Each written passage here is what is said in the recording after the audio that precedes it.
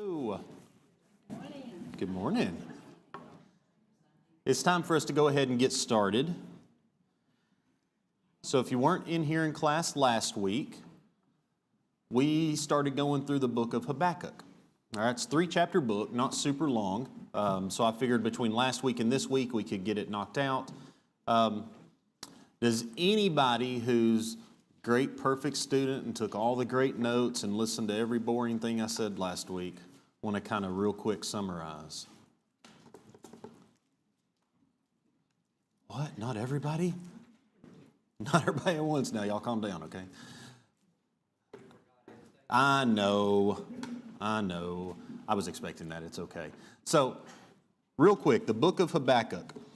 I said it's somewhat tied into the history of the Assyrian Empire lesson that I taught a couple months ago. It's not a direct connection to it, but it does, if you understand that back story, that history, some of Habakkuk makes a little bit more sense. So the Assyrian Empire, they came to power. They were a massive power, and they took the northern kingdom into captivity. They took Israel, and so Habakkuk is down in the southern kingdom in Judah, and he writes to, well, I say he writes, the Holy Spirit got this recorded, but he's basically talking to God. He's praying to God, and it's like, God, how long are you going to sit by and watch all this stuff go on? Now, he wasn't talking about the Assyrian Empire when he was talking about the brutality and the evil and stuff going on. Who was he talking about? Well, not yet. Not yet the Chaldeans. At the very beginning of Habakkuk chapter 1, when Habakkuk's like, God, how long are you going to sit here and watch this stuff go on that people are ungodly and Judah themselves? So just internally within Judah, things had gotten bad. And we know they had because they were not following the law of Moses.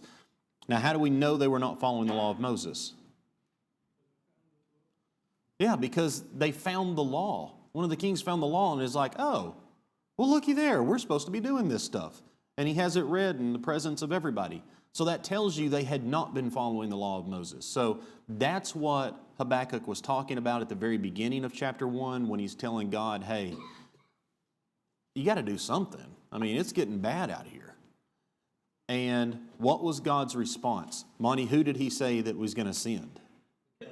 That was the Chaldeans. God's like, you know what? I'm going to take care of it. All right? It's coming. Judgment day is coming. All right? I'm going to stop the evil. It's going to be punished. And if I told you who it was going to be, you wouldn't even believe me. Now, we talked about what that line meant. Said, I would tell you, but you wouldn't believe me if I told you. Why would Habakkuk have a hard time believing it was the Chaldeans who were the ones that were going to come in and punish Judah? Who was the global power at the time? The Assyrians. All right? The Chaldeans were the driving force behind what empire rising up? Babylon. All right? The Babylonians. So it's basically, this is not only God more or less predicting or giving a prophecy of the overthrow of the southern kingdom and them taken into Babylonian captivity, but it's also kind of a prophecy from God of a rise of a new world power, that the Assyrians are going to go away. And the Babylonians, driven by the Chaldeans, are going to be the ones to rise up, and they're going to be the ones to punish Judah. All right? And at the very end of class last time, I had Josh read, and Josh is going to continue reading for me. I appreciate that. I had him finish up at the end of, I guess I need to turn to Habakkuk instead of Ephesians. That would probably help. Let's see, at the end of chapter 1, and I may have you read those again. That the end of chapter 1 is basically Habakkuk's response back to God after Habakkuk hears this. Is like, because if I was Habakkuk and I'm thinking, hey, God needs to step in and kind of calm things down a little bit, what are some ways he's done that in the past with the children of Israel? One of them Joey preached about, I think it was last week, or maybe in the week before. Remember the fiery serpents that come in and attacked everybody? And what did they make that they put on a pole that everybody had? Bronze, a bronze serpent. And they put it up on a pole, and everybody who looked at it, they would be saved, they'd be good. Maybe Habakkuk is expecting God to do something like that and say, you know what, I'm going to calm Judah down, but I'm just going to do it to them. I'm not bringing in some outside group. And so God tells Habakkuk what he's going to do with the Chaldeans, and this now is Habakkuk's response. Josh, if you don't care, read verses 12 through verse 1 of chapter 2. Are you not from everlasting, O Lord my God, my Holy One? We shall not die. O Lord, you have appointed them for judgment. O Rock, you have marked them for correction. You are of purer eyes than to behold evil, and cannot look on wickedness. Why do you look on those who deal treacherously, and hold your tongue when the wicked devours a person more righteous than he? Why do you make men like fish of the sea, like creeping things that have no ruler over them? They take up all of them with a hook. They catch them in their net, and gather them in their dragnet. Therefore they rejoice and are glad. Therefore they sacrifice to their net, and burn incense to their dragnet. Because by them their share is sumptuous, and their food plentiful. Shall they therefore empty their net, and continue to slay nations without pity? I will stand my watch, and set myself on the rampart, and watch to see what he will say to me, and what I will answer when I am corrected. So, if you want to put this in layman's terms, what Habakkuk's response to God was when God said, hey, I'm going to take care of it, all right? I got the Chaldeans, they're going to come wipe you guys out. Habakkuk's like, whoa, God, let's not get hasty. I'm like, I want you to kind of step in and do something about all the evil going on, but whoa, that kind of went off the deep end. It's like, are we really going to take somebody who is worse evil than what we are to punish us with? What sense does that make? It's like, and he says that back in 14? 13. Okay, 13, that's what I was looking at. You who are of purer eyes than to see evil and cannot look at wrong, why do you idly look at traitors and remain silent when the wicked swallows up the man more righteous than he? That's basically Habakkuk saying, look, you're going to take somebody, the Chaldeans, and you're going to have them come punish us? They're worse than we are. I'm trying to get you to stop the wickedness, to stop the evil that's going on. Won't that just make it worse? All right. We hear this, and it's easy for us to think of other people in the world when we see evil. But look at verse 16. Well, let me read verse 15 with it. It says, and he brings all of them up with a hook. He drags them out with his net. He gathers them in his dragnet, so he rejoices and is glad. It's basically saying, look, these evil people you're going to bring in, these Chaldeans, he's comparing them basically like fishermen. In the verse before, Habakkuk's saying, look, God, you've made all the fish in the sea, and now you've got these people, they're coming in and capturing all these fish, and they're dragging them up out of the sea with their dragnets, and they rejoice. In verse 16, therefore he sacrifices to his net and makes offerings to his dragnet, for by them he lives in luxury, and his food is rich. What does that sound like? Or what put that in layman's terms. So these Chaldeans, if they're going out, and in the fish it's talking about, it's metaphorical, it's talking about these other nations, they're going in and just taking over everybody and they're destroying everybody. He sacrifices, this is talking about the Chaldeans, he sacrifices to his net and makes offerings to his dragnet, for by them he lives in luxury. It's easy for us to, when we think about this evil, to think about other groups in the world that are going in doing things they shouldn't be doing. And because of that, they live in all this luxury, that they have ill-gotten gain. This sin that they're committing, that's what's giving them such an easy life, and they have all this stuff. That's what the Chaldeans are doing. And because of that now, they hold their dragnet up almost as an idol. All right, I'm going to worship to that because that's what brings me luxury. As a fisherman, that's the most important thing because that's how I earn a living and that's how I make so much money. But is it not somewhat of a sobering thought? Does that not happen in America? When we look out and we see what we have, our homes, our cars, everything else, what if I were to tell you, you can't work anymore? Period. And all that's going to go away. what's our reaction going to be? Well, I like that home. That's where I've always lived. No. My job, I love my job because my job is what allows me to have that home. That's what allows me to have that car. That's what allows me to go to these ball games that I want to go to watch. That's what allows me to go out and eat a nice steak on a Sunday afternoon. I need that job. I want that job. Is that really any different than what Habakkuk is saying? The Chaldeans is like, whoa, these guys are worshiping their dragnets because that's what's giving them a life of luxury. That's what's giving them food of the rich. And he's describing that as a form of evil. It's because who should we be looking at and saying, that's where I get my riches from? God. Not anything that we've done. I haven't earned it myself. Yes, I may have a job I go out and work at, but who's allowing me to have that job? Who's giving me the abilities that I need to be able to perform that job? God. And so what Habakkuk is saying is, look, these people, these Chaldeans are doing the exact opposite of that. They think it's them who's doing it. They're evil, and you're going to send worse evil in to overthrow our evil. To me, and I don't know if I'm explaining it well, but to me that's a very sobering thought to think, you know what? Could Habakkuk be describing our society? That we worship to our dragnet, the thing that gives us the ability to live in luxury. He's talking about nations here, the nations that they have pillaged and burned and took from. I mean, that's where they got their wealth from. That's how they got it back then. Yeah. They took everything that they had. They took the people. They even took their best servants. Mm-hmm. The Babylonians took, Daniel's Meshach, Shadrach, and Abednego. Yep. And eventually Daniel becomes second in charge of the Babylonian Empire. He's talking about nations back then. We don't conquer nations. We don't take everything they had. If we had it, we took Iraq's oil fields. We took Saudi Arabia while we were at it, and all these other countries. We don't do that. We let Japan. We're talking about them, this morning. Yeah. We rebuilt their country. We rebuilt Germany. We rebuilt these countries.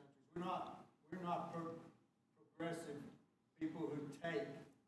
We help other countries when we punish them. We do.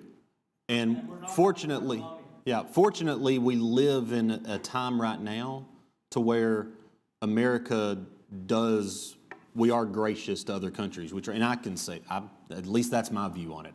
We are gracious to other countries. We'll be used as an instrument of God's will here shortly. You'll see it.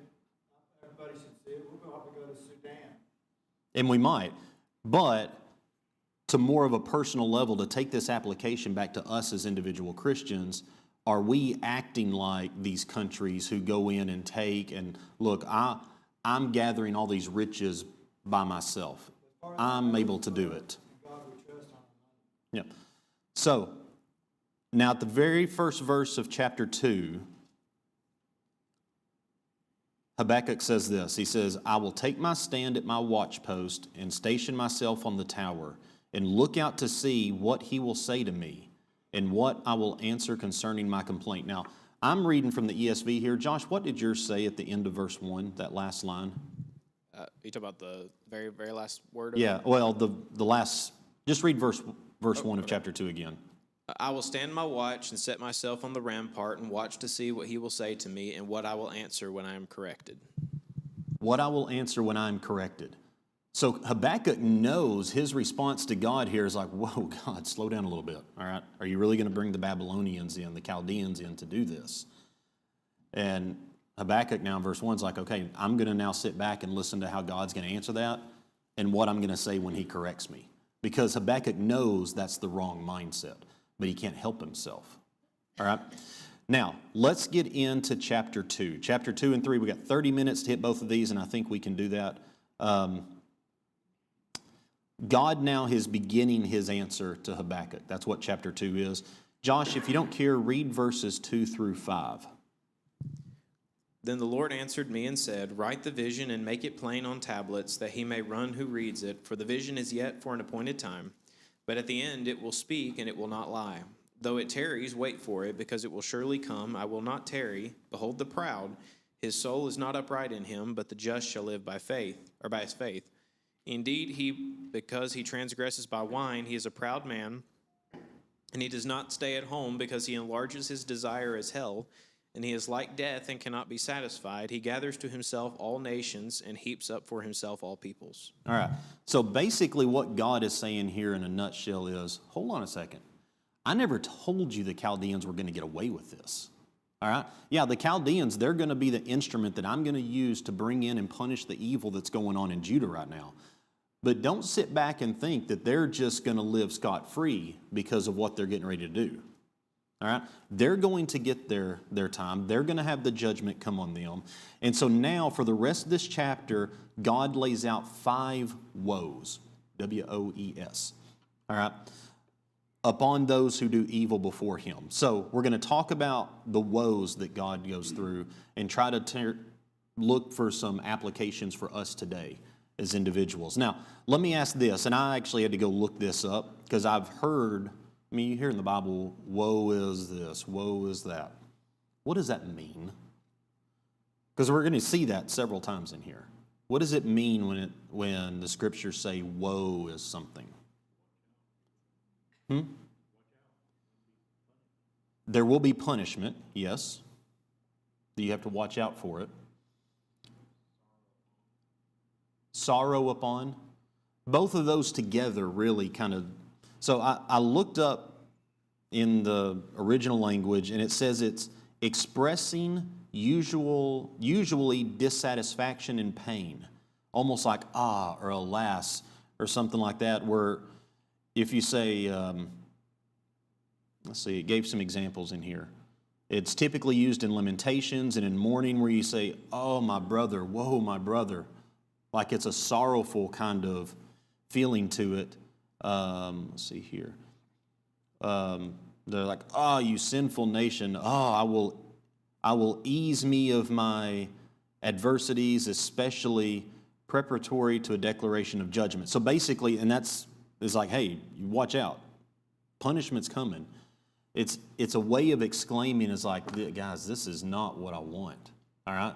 There's going to be some suffering coming from this. That's kind of the feeling that the word woe is supposed to show when it's used in Scripture. So the first woe, this is a woe against aggression, all right? And remember, a lot of this is God telling Habakkuk, look, I know I said I'm going to use the Chaldeans and the Babylonians, but they're not going to get away with this. So these 5 woes that he's going through is going to be talking about the woes to the Babylonians.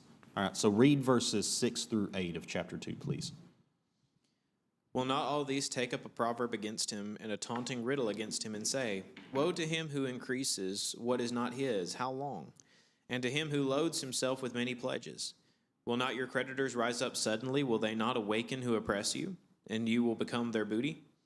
Because you have plundered many nations, all the remnants of the people shall plunder you because of men's blood and the violence of the land and the city and of all who dwell in it. All right, so basically God is speaking against those who take from others and plunder their livelihood. All right, and Monty, I think that's getting back to what you were saying. That's what the Chaldeans did.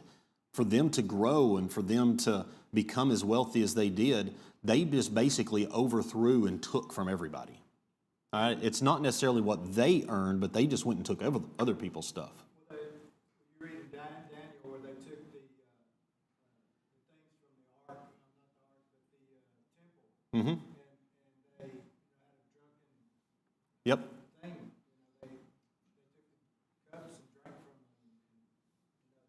It's horrible. Yeah, and we can see that on a global level. Even today going on in the world, we can look around as like, some of this stuff still happens today, maybe not quite to the same level as what we're thinking about here with the Chaldeans and with the Assyrians. They did the same thing.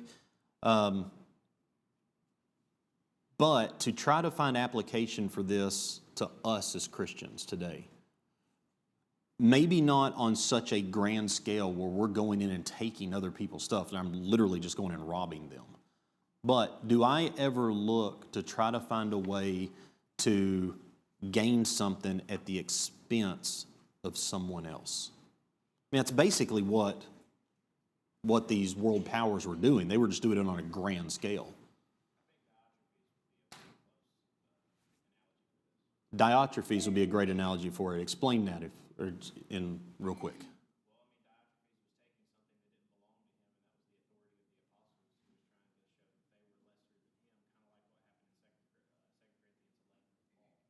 Yeah. And to me, this brings back the idea of like a playground bully. All right? I'm going to push somebody else down because it allows me to be better. All right? I'm going to gain at their expense.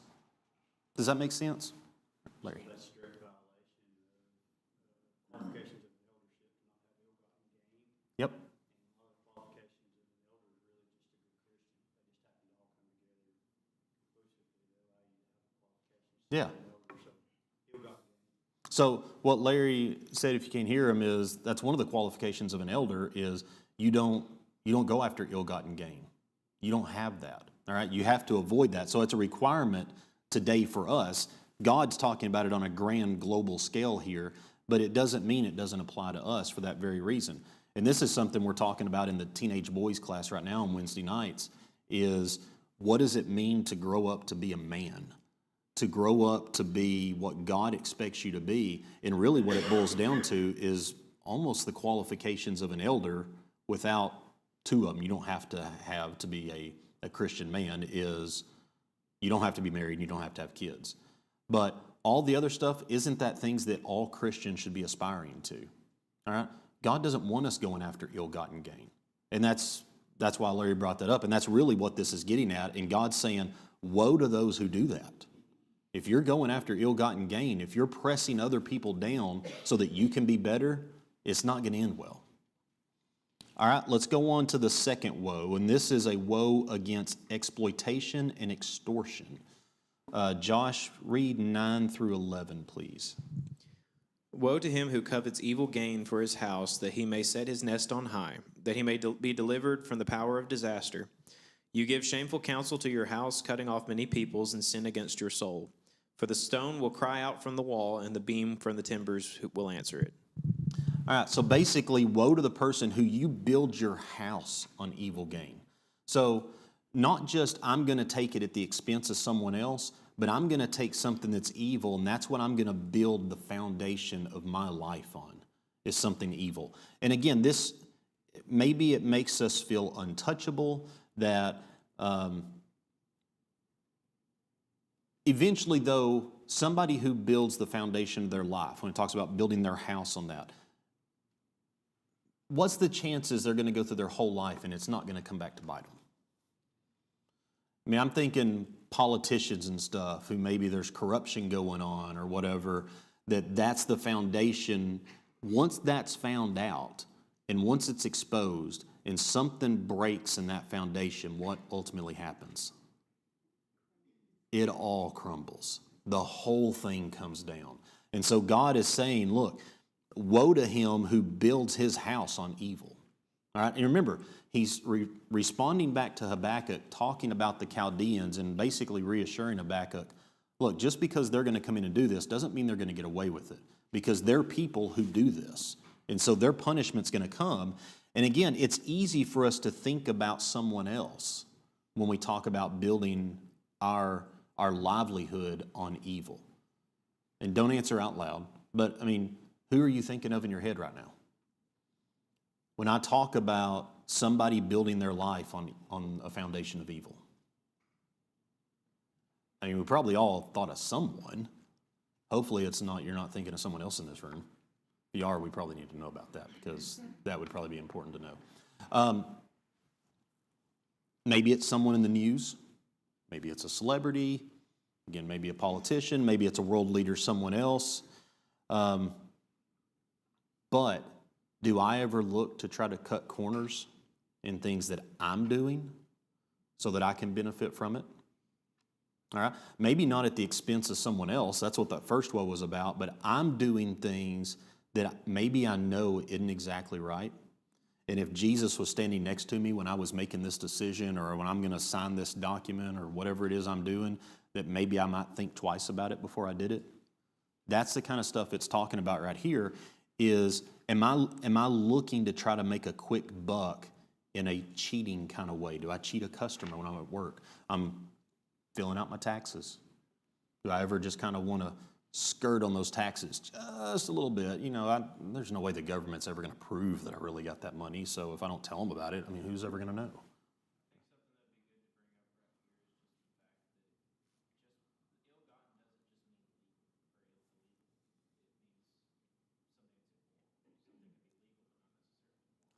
That's a great point. And if you didn't hear Josh said it's important to understand here that ill-gotten doesn't just mean illegal. All right? Because if it's illegal, that just means the local government doesn't like it. But it's ill-gotten comes from stuff done that's immoral. All right? There may be things that are legally done, but it's not going to line up with Scripture. That's not the way God wants us to do it. I mean, it can even go back to as simple as, and maybe I'm simplifying it too much in my mind, but when I'm giving back to God, when we do the contribution on Sunday, I'm like, you know what? I got a cool vacation coming up, and I'd really like for us to get the all expenses paid, all inclusive thing, and I really need to cut some stuff back in my budget. Might throw a couple $100 less in the plate this month. Is that I'm going to benefit from doing something that I'm cutting God out of this so I can go get what I want? And maybe that's too simplified. I don't know. But that's kind of where my mind went when I was reading this. All right, let's go on to the next one. The third woe. It's a woe against cruelty and violence. Josh, verses 12 through 14. Woe to him who builds a town with bloodshed, who establishes a city by iniquity. Behold, is it not of the Lord of hosts that these people labor to feed the fire, and nations weary themselves in vain? For the earth will be filled with the knowledge of the glory of the Lord as the waters cover the sea. So the only society that's truly going to thrive and survive is one that's built on what? Truth, on God. Right? Now, we may think, well, I know these societies and they're not built on that, and man, they lasted for so long. Our timeline and God's timeline may be very different. All right? Just because, I mean, how old is America? Yeah, roughly 250 years old. That's a really short time frame when you're looking at complete world history. That's very small. How long did we say the Assyrian Empire lasted? I know that was like months. Huh? One section of the Assyrian Empire did. Remember, there were 3 sections. If you put all 3 sections of the Assyrian Empire together, you're looking at roughly 1,400 years for the Assyrian Empire.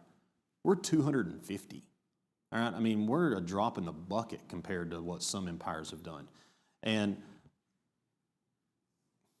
completely lost my train of thought, and I don't even know where I was going with that.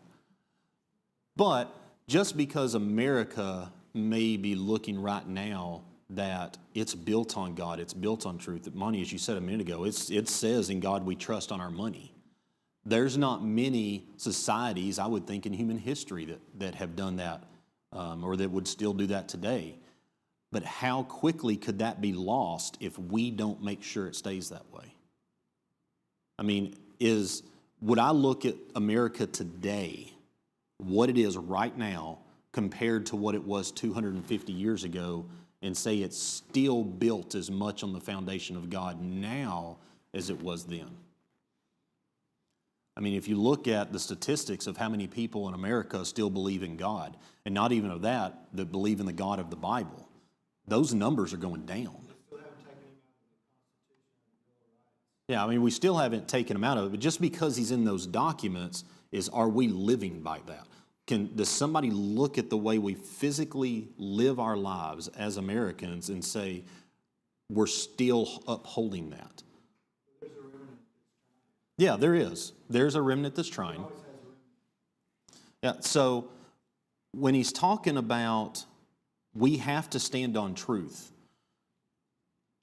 what I'm trying to get at is we can never think, maybe here's a good analogy.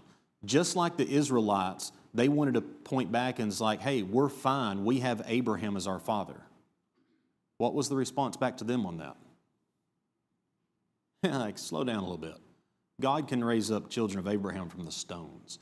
All right? Don't hang your hat on the fact that just because you have the right lineage, you're going to be fine. I can see that same thing in this, is just because we live in a country and we happen to be born in an area that the foundation of the country may have been built on that, we can't hang our hat on that and say, well, I'm fine then, I can do what I want. No, one, we've got to keep the country that way, but let's say even if the country turns and goes a different direction, I don't want it to. I hope it never does. But what if it does? Does that change anything for me? In Habakkuk 2 and 4 there, it says, the just shall live by faith. Yep. And it's mentioned in the New Testament, and that's a precursor to what's going on. And Abraham did live by faith. And to Larry, as to him speaking a very fine point, when Abraham was involved in his great battle, he did not take anything from those kings when he met up with Melchizedek that would dishonor God. And in doing so, he did the right thing. He lived by faith. God was the one who gave him everything. Yep. So the just shall live by faith, Monty's referring back to earlier in chapter 2. I'm actually going to get to that. That's going to be kind of one of the concluding thoughts on this. We'll hit that again in a minute. But God's saying to him, woe to them who build their cities and their towns on blood. Remember, he's referring back to the Chaldeans, talking to Habakkuk, what's going to happen to them ultimately. But again, to us today, not even our society as a whole, but my household. I may not be building it on blood, where I've literally went in and murdered somebody, but am I building it on the right foundation, one that's going to be able to survive and last for my household? All right, let's hit the fourth one, Josh. This is a woe against cunning and deceitfulness. It's verses 15 through 17. Woe to him who gives drink to his neighbor, pressing him to your bottle, even to make him drunk, that you may look on his nakedness. You are filled with shame instead of glory. You also drink, and be exposed as uncircumcised. The cup of the Lord's right hand will be turned against you, and utter shame will be on your glory. For the violence done to Lebanon will cover you, and the plunder of beasts which made them afraid, because of men's blood and the violence of the land and the city, and of all those who dwell in it. So in verse 15, he talks about woe to him who makes his neighbor drink, and you pour out your wrath and you make them drunk to gaze on their nakedness. Basically, I'm going to do things to you, or talking about the Chaldeans, that, yeah, I want to get you drunk because now I can control you. All right? I can make you do things. You lose that sober side of you. You lose your inhibitions, and you can't think straight. And so basically, they're using cunning and deceit in order to get what they want as a nation. Now, do I ever do that in my life? I hope not. I better not be. Now, on a grand scale, am I doing that? Again, he's talking about nations. I'm trying to get us to narrow it down to our individual lives. Am I willing to, I don't want to say flat out lie, but I might tell you 90% of the truth and just pretend that's the whole 100%. I'm not telling you something false about the other 10%. I just don't include it. Is that deceit? That's a lie.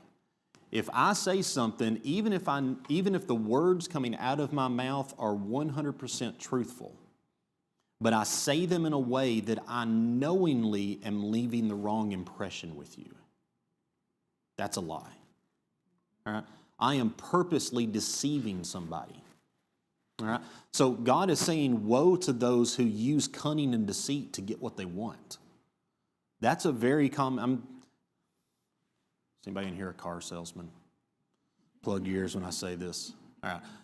Not all car salesmen do this, but that's a group that has kind of that, or lawyers, used car salesmen. They may not lie about it, but they may say it just in a right way to where it makes you think something a little bit different. All right. That's what God is saying, is like, no, you're not. Woe to those who use deceit to try to get what they want. All right, we've got about 10 minutes left. Let's go on to the fifth one here. Josh, this last one, it's a woe against idols and false gods. Just read verse 18 and 19, and we'll come to 20 here in a second. What profit is the image that its maker should carve it, the molded image a teacher of lies, that the maker of its mold should trust in it, to make mute idols? Woe to him who says to wood, awake, to silent stone, arise, it shall teach. Behold, it is overlaid with gold and silver, yet in it there is no breath at all. Do we deal, when you think idolatry, what's the first thing that comes to your mind? What do you think of? A golden calf. What else? Hollywood. What's a country that maybe you would think of? Do what? Oh, there's a ton of it. I mean, you might think of Hinduism or something, where you go to some countries and there's like a golden statues on every corner of different things where there's tons and tons of gods. And the Babylonians dealt with a lot of this kind of stuff. And God's saying, woe to those who, I mean, what's the point of the idol? All right, you're going to build this thing and you're going to shape it and then you're going to tell it that it made you. I mean, it's almost like, how dumb is that? But even though we may not walk in our houses and have little golden statues or little wooden statues that we've made, and like, you know what? I'm going to bow down to that thing. I see this almost a reference back to what God said in or what Habakkuk said in chapter 1 is like, look, they drag these drag nets and they're now holding these drag nets up and saying, that's where I get my glory from. Do we idolize our jobs? Do we idolize our children? That's a hard one when you think about it. Do we idolize our hobbies? Do we turn and look at these things in our life and say, that right there that's what makes me. That's what defines me.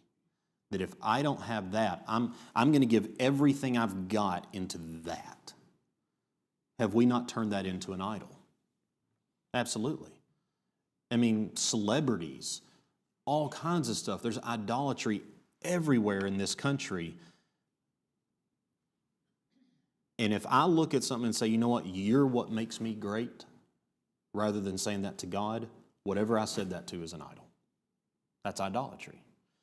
Now, read verse 20.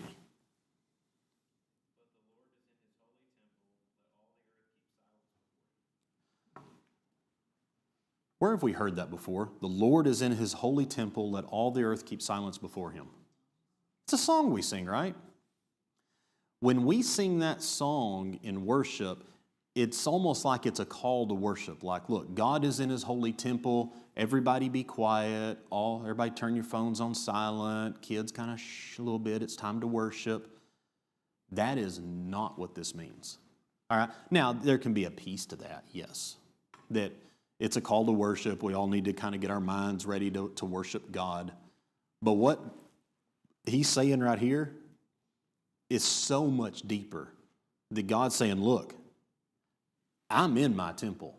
You want to think these people can come in and they can build their societies on blood and that they can do this and they can do that and they're going to glorify this and they're going to have these idols and do all this? God's saying, I'm right here. I haven't gone anywhere. I'm still the one that's in control, and all the earth will keep silent before me. There will come a time every knee is going to bow to God, including the Chaldeans, including us, including anybody that's ever existed in history. No matter if they believed in God or not, no matter if they wanted to put him on the pedestal or something else on the pedestal, God's saying, look, I ain't gone anywhere. I'm right here in my temple, and everyone is going to keep silent before me. That's what that means. Now, is it wrong for us to sing, hey, let's get our minds prepared and worship God? Absolutely not. All right, because that is kind of the result of what this verse is meaning is we want to worship, because that's what's ultimately going to happen with everybody anyway someday. So we got about 5 minutes left. We're not going to read through all of chapter 3, but there's a thing at the end I really want us to get to. Your homework tonight, go home and read verses 1 through 15. All right, this is Habakkuk basically responding back to God now. And Habakkuk, the first 15 verses, it's basically him praising God. He's like, God, you're great. And there's a lot of metaphor in it. He's like, look, it's like when you walk through this world, the mountains even shake. Everything fears you, God. You're the one in control. So it's a praise to God. All right? But down in verse 16, this is where I really want us to hit at. And Monty, this comes back to what you pointed out a minute ago in chapter 2, where it's saying the just shall live by faith. Josh, read, and remember, this is Habakkuk talking. Read verse 16. When I heard, my body trembled. My lips quivered at the voice. Rottenness entered my bones, and I trembled in myself, that I might rest in the day of trouble. When he comes up to the people, he will invade them with his troops. So basically what Habakkuk's saying is, look, God, all this praise, all this stuff I talked about in the first 15 verses that you guys are going to go home and read tonight or this afternoon before you take your naps, go read the first 15 verses. He's saying, no matter all that stuff, it terrifies me what you're saying, God. I know you're a mighty God. And you know what? When I hear this, my body trembles to my bones, knowing that we're going to be punished. He's part of the country of Judah, and he just found out that God's going to raise up the Chaldeans, and they're going to come in and destroy it. They're going to come in and take them captive. Right? That's Daniel and Shadrach and Meshach and Abednego. All this stuff is going to happen to Habakkuk. And he's saying, my lips quiver at hearing that. It terrifies me. But listen to what he says in 17 through 19, Josh. Though the fig tree may not blossom, nor fruit be on the vines, though the labor of the olive may fail, and the fields yield no food, though the flock may be cut off from the fold, and there be no herd in the stalls, yet I will rejoice in the Lord, I will joy in the God of my salvation. The Lord God is my strength, he will make my feet like deer's feet, and he will make me walk on the high hills. So basically, Habakkuk's like, you know what? God, I hear you. I asked when you're going to step in and do something about all this, and you told me you're getting ready to do it because you're in control. You're getting ready to come in and punish us. It may not be the punishment I was expecting you to say, but Lord, I accept it. You know better. You're in control. You know what's going on, and though it terrifies me that this is going to happen, because he may lose his life from it, his family may lose their lives from it, they may end up in captivity. He said, it's so much it makes my bones quake and my lips quiver. But it doesn't matter, God, I trust you. I will rejoice in you because you are God, you are holy, you are faithful, and I am going. It doesn't matter if there's not a single olive on a tree, there's no food in the fields, there's no animal in the stall. Basically, after all this happens to us and we get completely wiped out, I'm still going to trust in you, God, because you're the one that's in control of all this. It really makes me think back to Job. In his response, in Job 13:15, it says, though he slay me, yet will I trust in him. Habakkuk's willingness to follow God was not based on God giving him the answer he wanted. I think that's very important to us. And that's where it goes back to the just shall live by faith. Even though the things that are happening in our life may not be the things that we want, and we may be thinking in our mind, well, I can't believe God did it this way. I think he should have done it this way. We're told very plainly God's thoughts are higher than our thoughts. His ways are higher than our ways. That is Habakkuk's response is basically the embodiment of that. It's like, you know what? I trust you, God. You got this. I will remain faithful. Even if it results in my death during this, you got it. And that pretty much sums up Habakkuk. One verse I will read real quick before we run out. Chapter 2, verse 3, and just because we may be thinking these same things in our life someday, chapter 2, verse 3, this is God saying, says, for still the vision awaits its appointed time. It hastens to the end. It will not lie. If it seems slow, wait for it. It will surely come. So he's telling Habakkuk, it's going to happen. Just wait. Judgment day's coming sometime. All right? It's going to happen. Maybe not in our time, but it'll come. Thank y'all.